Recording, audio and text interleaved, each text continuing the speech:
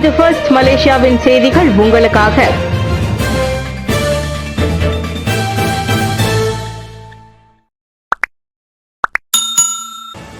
சபாவில் ஆண்டு முழுவதும் முதலைகளை வேட்டையாடலாம், ஆனால் உரிமத்துக்கு விண்ணப்பிக்கத்தான் ஆள் இல்லை.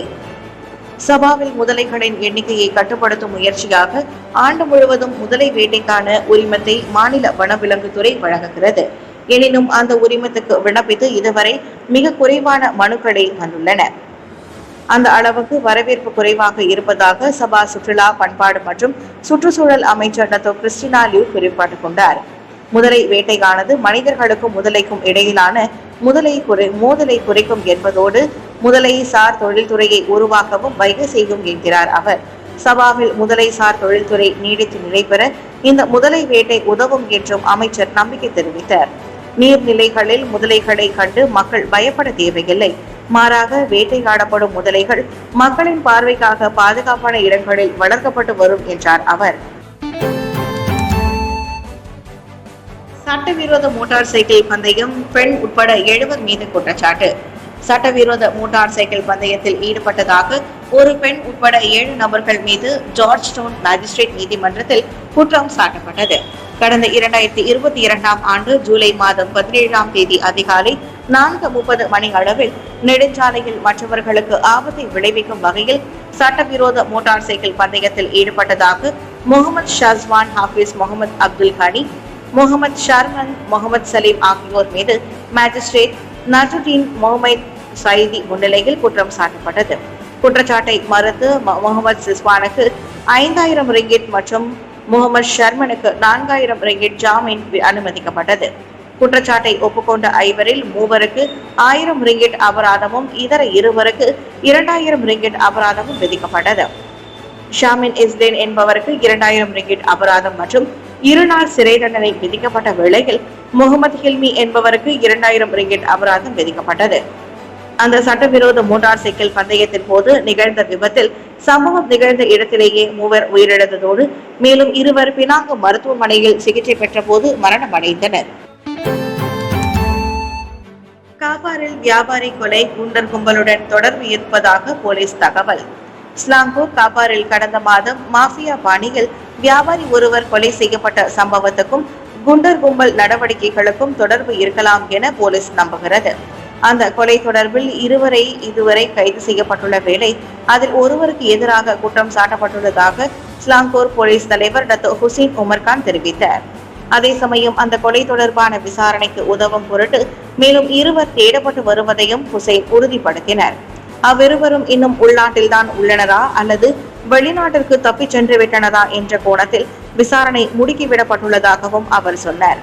முன்னதாக முன்விரோதம் காரணமாக காபார் தாமன் ஜெயாவில் உள்ள வீடொன்றில் பாராங்கத்திகளுடன் புகுந்த 4 ஆடவர்கள் 38 வயது வியாபாரி ஒருவரை சரமாரியாக வெட்டி கொலை செய்துவிட்டு தப்பிச் சென்றது சம்பவ இடத்தில் பொருத்தப்பட்டிருந்த சிசிடிவி ரகசிய கண்காணிப்பு கேமரா பதிவு வாயிலாக தெரிய வந்தது குறிப்பிடத்தக்கது. 200 முறை விமானத்தில் பயணித்து நகைகளை திருடிய ஆடவன் கைது. 200க்கும் மேற்பட்ட விமான பயணங்களின் போது விமான பயணிகளிடம் நகை உட்பட விலை உயர்ந்த பொருட்களை திருடி வந்த ஆடவனை இந்திய போலீசார் கைது செய்தனர். கடந்த ஆண்டு முதல் இந்த திருட்டு நடவடிக்கைகளில் ஈடுபட்டு வந்த 40 வயது ராஜேஷ் கபூரை டெல்லி போலீசார் கைது செய்தனர். அண்மையில் வெவ்வேறு விமான பயணங்களின் போது 2 பயணிகளுக்கு சொந்தமான நகைகள் மற்றும் இதர பொருட்கள் திருடு போனது தொடர்பில் விசாரணை மேற்கொண்டதை தொடர்ந்து அந்த சந்தேக பேர் வழி பிடிபட்டார். மரணம் அடைந்த தனது அண்ணனின் அடையாளத்தை பயன்படுத்தி விமானத்தில் பயணம் செய்து வந்த ராஜேஷ் கபூர் உள்நாட்டு பயண சேவையில் பயணம் செய்த பெண்கள் மற்றும் வயதானவர்களின் கைப்பையில் இருந்த விலை உயர்ந்த பொருட்களை திருடி வந்ததாக தெரிகிறது. இதற்கு முன் ரயில் பயணிகளிடமும் ராஜேஷ் கபூர் திருடி வந்ததாக போலீஸ் விசாரணையில் தெரிய வந்துள்ளது.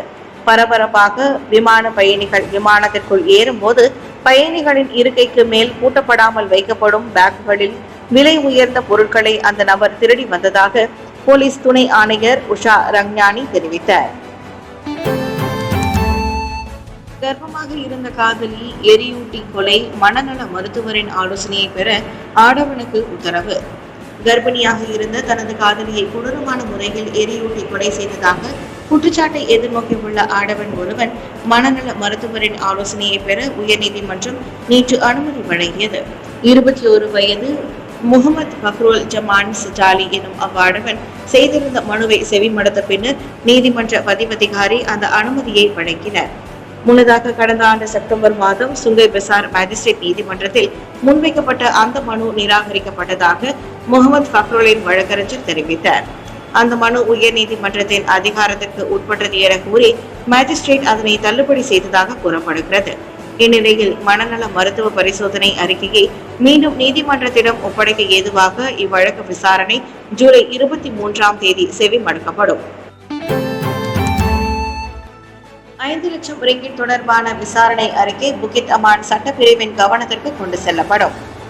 தாமன்சராவில் உள்ள வர்த்தக வளாகத்தின் கார் நிறுத்தும் இடத்தில் பணப்பெட்டியில் இருந்து 5 லட்சம் ரிங்கிட் ரொக்கம் கண்டுபிடிக்கப்பட்டது தொடர்பான விசாரணை அறிக்கை புகித் அமான் சட்டப்பிரிவின் கவனத்திற்கு கொண்டு செல்லப்படும் என ஸ்லாங்கூர் போலீஸ் தலைவர் டாக்டர் ஹுசைன் உமர் கான் தெரிவித்தார். அந்த அறிக்கையை அடிப்படையாக கொண்டு புகித் அமான் சட்டப்பிரிவு முடிவை எடுக்க வேண்டும் என அவர் கூறினார். அவர்கள் நாங்கள் விசாரணையை முடித்துவிட்டோம். விசாரணை அறிக்கையை அரசாங்க தரப்பு வழக்கறிஞரான டிபிபியிடம் சமர்ப்பிப்பதற்கு முன் இதனை புகித் அமான் சட்டப்பிரிவு கவனிக்க வேண்டும் என விரும்புவதாக ஹுசைன் கூறினார். அந்த 5 லட்சம் ரிங்கிட் பணத்தை ஒரு தனிப்பட்ட நபர் மட்டுமே உரிமை கோரியுள்ளார். ஆனால் இந்த பணம் எங்கிருந்து வந்தது என்பதற்கான தெளிவான தகவலை அந்த நபரினால் தெரிவிக்க முடியவில்லை என நேற்று ஸ்லாங்கூர் போலீஸ் கலந்துரையாடல் நிகழ்வில் கலந்து கொண்ட பின் ஹுசைன் தெரிவித்தார். விசாரணை அறிக்கை சமர்ப்பிக்கப்படுவதற்கு முன் சட்டப்பிரிவின் கவனத்திற்கு இந்த விவகாரத்தை கொண்டு செல்ல முன் வந்ததற்கு இதுவே காரணம் என அவர் கூறினார். சிரமான் சுற்று வட்டாரத்தில் குடிநுழைவுத்துறை அதிரடி சோதனை, 55 கள்ள குடியேறிகள் சிக்கினர். சிரமானில் வெளிநாட்டவர்கள் அதிகம் கூடும் 27 இடங்களில் 2 நாட்களாக மேற்கொள்ளப்பட்ட அதிரடி சோதனைகளில் 55 கள்ள குடியேறிகள் பிடிபட்டனர். மொத்தமாக 200 பேர் பரிசோதிக்கப்பட்டதில் பல்வேறு குற்றங்களுக்காக அந்த 55 பேரும் கைதாகினர். அவர்கள் இந்தோனேசியா, மியான்மர், வங்காளதேசம், பாகிஸ்தான், வியட்நாம் ஆகிய நாடுகளை சேர்ந்தவர்கள் என நெகிரி செம்பிலான் குடிநுழைவுத்துறையின் இயக்குனர் கெனித் தான் ஐ கியாங் தெரிவித்தார். கைதானவர்களில் வியட்நாமிய சிறுமி ஒருவரும் அடங்குவார். குடிநுழைவுத்துறை சட்டமீறல் தொடர்பில் மேல் நடவடிக்கைக்காக அவர்கள் தடுத்து வைக்கப்பட்டுள்ளனர். பங்சாரில் நிகழ்ந்த கொலை தொடர்பில் ஆடவர் மீது குற்றச்சாட்டு. 3 ஆண்டுகளுக்கு முன் பங்சார் ஜாலான் திலாவியில் ஏற்பட்ட கைகலப்பில் சஞ்சித் குமார் என்பவரை கொலை செய்ததாக நாணயம் மாற்றுபவரான 28 வயது சையத் கமால் சையத் முகமது என்பவர் மீது குற்றம் சாட்டப்பட்டது. மேஜிஸ்ட்ரேட் லிலி மெர்சியா கலிசான் முன்னிலையில் குற்றச்சாட்டு வாசிக்கப்பட்ட போது அதனை புரிந்து கொண்டதற்கு அடையாளமாக சையத் கமால் தலையசைத்தார். கொலை குற்றச்சாட்டு உயர்நீதிமன்ற அதிகாரத்திற்கு உட்பட்டதாக இருப்பதால் குற்றம் சாட்டப்பட்ட நபரிடம் எந்த ஒரு வாக்குமூலமும் பதிவு செய்யப்படவில்லை. ஏற்கனவே குற்றம் சாட்டப்பட்ட 3 மற்றும் இன்னமும் தலைமறைவாக இருந்து வரும் ஒருவருடன் சேர்ந்து 2021ஆம் ஆண்டு மார்ச் 13ஆம் தேதி அதிகாலை 1 மணி அளவில் பங்சார் ஜாலான் திலாவி அஃபின் பேங்க் பின்புறம் 28 வயதுடைய எம் சஞ்சித் குமார் என்பவரை சையத் கமால் கொலை செய்ததாக குற்றப்பத்திரிகையில் தெரிவிக்கப்பட்டது. அந்த குற்றச்சாட்டு ஜூன் 17ஆம் தேதி மறு வாசிப்புக்கு செவிமடுக்கப்படும் என நீதிமன்றம் நிர்ணயித்தது. சஞ்சித் குமாரை கொலை செய்ததாக 27 வயதுடைய நரேஷ், 28 வயதுடைய பிரவீன் மற்றும் 30 வயதுடைய லட்சுமணன் ஆகியோர் மீது கடந்த ஏப்ரல் 13ஆம் தேதி குற்றம் சாட்டப்பட்டது. கோலாலம்பூரில் சீன பெண்ணிடம் 1,40,000 ரிங்கிட் கொள்ளை, ஏஎஸ்பி உட்பட 5 போலீஸ் அதிகாரிகளுக்கு எதிராக குற்றச்சாட்டு. சீன நாட்டு பெண் ஒருவரிடம் இருந்து 1,40,000 ரிங்கிட்டை கொள்ளையிட்டதாக ஏஎஸ்பி உட்பட 5 போலீஸ் அதிகாரிகளுக்கு எதிராக நேற்று கோலாலம்பூர் செஷன்ஸ் நீதிமன்றத்தில் குற்றம் சாட்டப்பட்டது.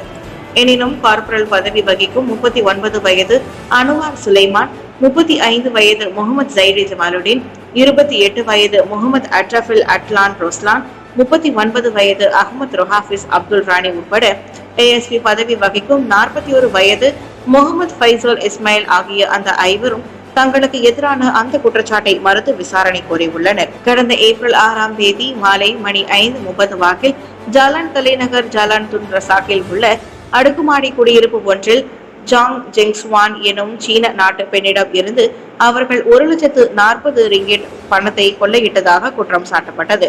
குற்றம் நிரூபிக்கப்பட்டால் அதிகபட்சம் 20 ஆண்டுகள் சிறை தண்டனையும் பிரம்படிகளும் விதிக்கப்படலாம். சிமெண்ட் லோரி பள்ளத்தில் விழுந்தது, 3 மரணம். ஜாலான் குவா முசாங் லாஜிங் சாலையின் 80வது கிலோமீட்டரில் சிமெண்ட் ஏற்றி சென்ற லோரி பள்ளத்தில் விழுந்ததில் அதில் பயணம் செய்த 3 மாண்டனர். நேற்று காலை மணி 10:40 அளவில் நிகழ்ந்த அந்த துயர சம்பவத்தில் 40 வயது மதிக்கத்தக்க 3 பூர்வ குடிகள் இறந்ததாக குவா முசாங் தீயணைப்பு மற்றும் மீட்பு நிலையத்தின் மூத்த அதிகாரி நோர் அசிசி சேனோ தெரிவித்தார். இந்த விபத்து நிகழ்ந்த பள்ளம் 150 மீட்டர் ஆழமாக இருந்ததால் தீயணைப்பு வீரர்கள் மதியம் 12 மணி அளவில் தான் அங்கு சென்றடைந்தனர். கயிற்றை பயன்படுத்தி பள்ளத்தில் இறங்கிய தீயணைப்பு வீரர்கள் இறந்த 3 உடல்களையும் பிற்பகல் மணி 2:22 அளவில் மேலே கொண்டு வந்தனர். விபத்து நிகழ்ந்த இடத்திலேயே அம்மூவரும் இறந்ததாக சுகாதார அமைச்சின் அதிகாரிகள் உறுதிப்படுத்தினர். மேம்பாட்டு நிதி முறைகேடு 2 மூத்த உயர் அதிகாரிகளை MICC கைது செய்தது. நிதி அமைச்சிலிருந்து நிதி முறைகேட்டில் ஈடுபட்ட சந்தேகத்தின் பேரில் அரசு சார்பு நிறுவனத்தின் 2 மூத்த அதிகாரிகளை MICC கைது செய்துள்ளது. 50 வயதுடைய அந்த இருவரும் அமைச்சின் 1.2 பில்லியன் ரிங்கிட் நிதியின் ஒரு பகுதியை மேம்பாட்டு செலவுக்காக தொடர்பில்லாத நோக்கங்களுக்கான குத்தகையாளர்கள் மற்றும் பேச்சுகளில் ஈடுபட்டவர்களுக்கு பரிமாற்றம் செய்ததாக நம்பப்படுகிறது. அரசாங்க ஒதுக்கீடுகள் சம்பந்தப்பட்ட நிதிகளில் முறையீட்டில் ஈடுபடுவது கடுமையான ஒன்றாக கருதப்படுவதாக MICCக்கு நெருக்கமான தகவல்கள் மூலம் தெரிய வருகிறது. கைது செய்யப்பட்ட அந்த 2 சந்தேக நபர்கள் விசாரணைக்கு உதவும் பொருட்டு 4 நாட்களுக்கு தடுத்து வைக்கப்பட்டுள்ளனர்.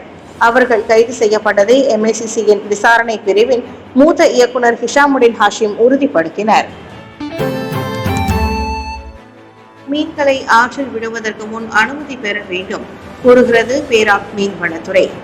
மீன்களை ஆற்றில் விட விரும்பும் தனிநபர்கள் அல்லது தரப்புகள் முதலில் அதற்கான அதிகாரப்பூர்வ அனுமதியை பெற்றிருக்க வேண்டும் என பேராக் மீன்வளத்துறை கூறியுள்ளது. அது எவ்வகை மீனாக இருந்தாலும் சரி, அதனை ஆற்றில் விட அனுமதி பெற்றிருக்க வேண்டும். ஆற்று மீன் வகைகளை ஆபத்திலிருந்து பாதுகாக்க அந்நடவடிக்கை மிகவும் அவசியம் என பேராக் மீன்வள இயக்குனர் முகமது கசாலி மனாப் கூறியுள்ளார். உள்நாட்டு மீன்களுக்கும் இறக்குமதி செய்யப்பட்ட மீன் வகைகளுக்கும் அது பொருந்தும் என்றார் அவர். சம்பந்தப்பட்டவர்கள் நேரடியாக மீன்வளத்துறை அலுவலகத்திற்கு சென்று ஆற்றில் விட விரும்பும் மீனின் வகை, எதனால் அது ஆற்றில் விடப்படுகிறது போன்ற விவரங்களை தெரிவிக்க வேண்டும். அது உள்நாட்டு மீன் இனங்களின் பாதுகாப்பு சம்பந்தப்பட்ட விஷயம் என்பதால் அதனை யாரும் அலட்சியமாக எண்ண வேண்டாம் எனவும் கசாலி கேட்டுக் கொண்டுள்ளார். முன்னதாக மே 12ஆம் தேதி ஆயிரக்கணக்கான மீன்கள் தஞ்சோங் மாலின் உலு பெர்னாம் ஆற்றில் விடப்படும் காணொலி ஒன்று வைரலாகி உள்ளது. அச்சம்பவம் தொடர்பில் பேராக் மாநில மீன்வளத்துறை செய்த புகாரை அடுத்து மலேசிய மீன்வளத்துறையை விசாரணை தொடங்கியுள்ளது.